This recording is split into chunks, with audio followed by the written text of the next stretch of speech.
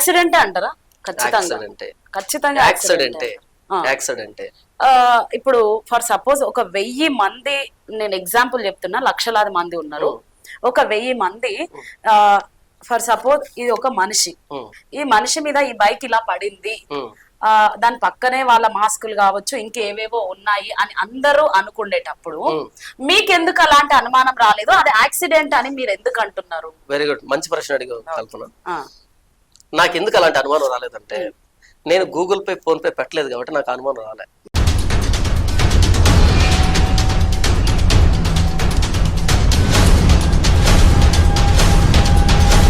ఇక్కడ మీరు రాజకీయానికి కావచ్చు, డబ్బుకు కావచ్చు లొంగిన్రు. మాస్టర్ ప్రవీణ్ విషయంలో జాన్ పాల్ ఫ్లేట్ ఫిరాయించిండు అంటే ఎందుకు ఫ్లేట్ ఫిరాయించాల్సి వచ్చిందంటే అది భయంతో కావచ్చు, లేకపోతే డబ్బు కోసం కావచ్చు.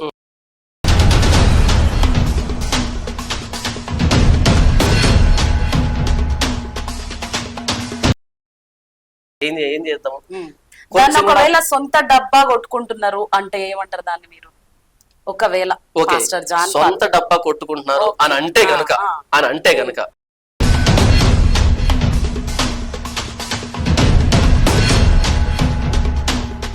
మారడన్న దానికి ఇటు మీకు ఇటు మొత్తం అందరికి ఒక మాట చెప్తాను. ఒకవేళ భవిష్యత్తులో ఎవరైనా భవిష్యత్తులో పాస్టర్ జాన్ పాల్ ని మేము మా మీటింగ్ పిలిచినప్పుడు ఇంత డబ్బిస్తేనే వస్తాను అని అన్నాడు అని ఒక్క ఫోన్ కాల్ రికార్డింగ్ వచ్చినా ఆ రోజు పాస్టర్ జాన్ పాల్ సేవ మానేస్తాడు. ఇది ఓపెన్ ఛాలెంజ్. ఒక వ్యక్తి మీకు కాల్ చేసి చెప్పినా సరే అది పాస్టర్ గా నా చివరి రోజు ఇదే స్టూడియోలో కూర్చొని ఆ రోజు నేను అలా మాట్లాడాను కదా, ఈ రోజు అందరికి క్షమాపణ చెప్తాను, నేను పాస్టర్ గా ఉండను అని చెబుతాను. ఇది ఓపెన్ ఛాలెంజ్. మీరు ఛానల్ అంత కాలం దీనికోసం ఎదురు చూడండి.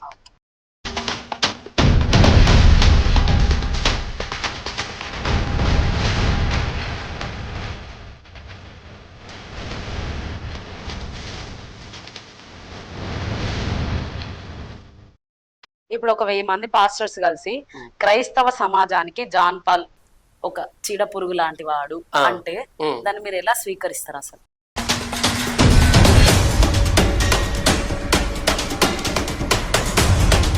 పాస్టర్ అజయ్ బాబుని అరెస్ట్ చేసిరు పోలీస్ వాళ్ళు. ఈ అరెస్ట్ చేయడం కరెక్టే అంటారా? ప్రభుత్వం చేసింది కరెక్టేనా?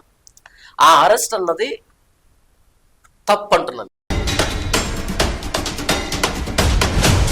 ఫస్ట్ ఆఫ్ ఆల్ మీరు మాట్లాడిన దాంట్లో కరెక్షన్ చేస్తాను. అజయ్ బాబు పాస్టర్ కాదు. అమౌంట్ వేయండి అని అడుగు తింటున్నటువంటి ఆన్లైన్ బెగ్గర్ ఆ వ్యక్తి. Is not a pastor. ఒక ఇంటర్వ్యూ చేసిన సార్, ఆయన పేరు ఎక్స్ క్రిస్టియన్ ప్రవీణ్. సో నేను ఇంటర్వ్యూ చేసిన కాబట్టి ఆయన పేరుతో సహా నేను చెప్తున్నా.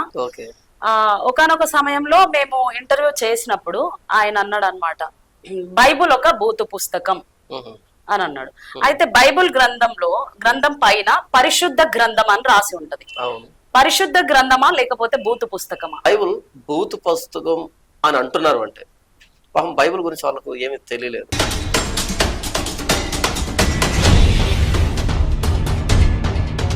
యేసుక్రీస్తు దేవుడే ఆయన. ఆది అందు వాక్యం ఉండెను, వాక్యము దేవుని యొద్ద ఉండెను, వాక్యము దేవుడై ఉండెను. కలిగి ప్రభువు దేవుడైతే మరి యెహోవా అంటే ఎవరు? Very good. ఆది కాండం 1వ అధ్యాయం 1వ వచనం. ఆది యందు దేవుడు భూమి ఆకాశములను సృజించెను. దేవుడు పైనుండే ఏవైనా అద్భుత కార్యాలు, ఆశ్చర్యకార్యాలు మానవ రూపంలో వచ్చి ఆయన బలి అయితేనే మానవ పాపం పోతుంది అని అంటారా మీరు? వెరీ గుడ్, మంచి ప్రశ్న అడిగారు. ఇప్పుడు మీ బిడ్డ మురికాలలో పడ్డాడు, 10 అడుగులు మురికి కాలువ.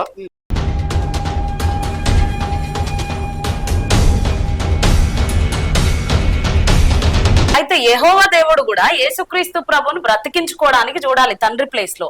లోకం గురించి ఎందుకు ఆలోచిస్తున్నాడు ఆయన? దాన్నే కదా ప్రేమ అన్నాం. ఇప్పుడు యేసు ప్రభువును బ్రతికించుకోవడానికి అనే పదం తప్పు. ఎందుకంటే యేసు ప్రభు అనుకోకుండా ప్రమాదవశాత్తు చనిపో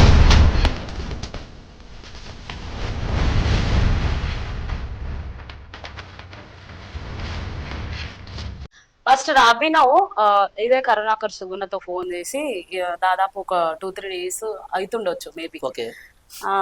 మీరు మా జోలికి రాకండి, మేము మీ జోలికి రాము, అండ్ మీ గ్రంథాల మీద మేము మాట్లాడము, మా గ్రంథాల మీద మీరు మాట్లాడకండి అంటే దానికి వకాలత ఎవరు పుచ్చుకుంటారు అని అడిగితే కరుణాకర్ సుగుణ, క్రైస్తవ సోదరులందరి తరపున నేను బాధ్యత తీసుకుంటా, నా క్రైస్తవ పెద్దలందరినీ నేను కూర్చోబెడతా, మీరు కూడా కూర్చోబెట్టండి అంటే ఉన్న వీడియోస్ అవి ఇవి అని అడుగు అన్ని నేను డిలీట్ చేపిస్తా అని అంత బాధ్యత స్వీకరించిండు కదా ఆయన. అంటే మీరందరూ చెప్పారా, మీరందరూ మాట్లాడుకున్నారా? ఫస్ట్ ఆఫ్ ఆల్ అది పబ్లిసిటీ స్టంట్, అది పబ్లిసిటీ స్టంట్. అది ఈ వ్యక్తి ఏమి క్రైస్తవానికి హెడ్ కాదు, హెడ్ కాకపోగా బెగ్గింగ్ టైల్ వీడు.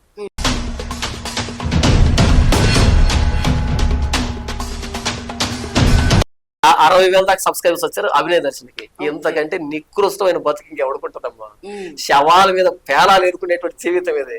ఒకవేళ వీడే కూర్చొని ఇలా నాకు ఎలా వచ్చారు ఎంతమంది సబ్స్క్రైబర్స్ అని ప్రశ్న వేసుకుంటే వాడి అంతరాత్మ చెప్పేది ఏంటో తెలుసా? ఒరే, ఒక వ్యక్తి ప్రమాదాన్ని, హత్య అని అబద్ధం చెప్పి అలా తెచ్చుకున్నారు వీళ్ళందరినీ అని అంతరాత్మ చెప్తే అంతరాత్మ తూ అనుముతుంది వీడి మోకాన్ని.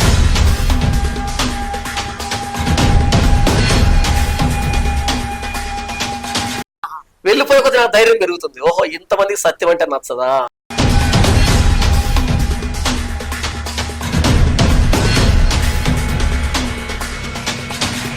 రూపాయి డబ్బు ఇచ్చిన ఆ తృప్తిని ఇస్తుంది మనకి.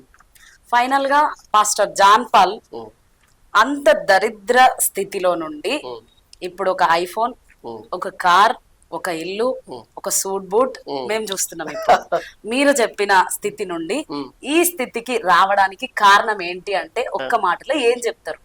వెళ్తున్నాను, నా చర్చిని ఆనుకొని ఒక 4 ఎకరాల పొలం ఉందమ్మా.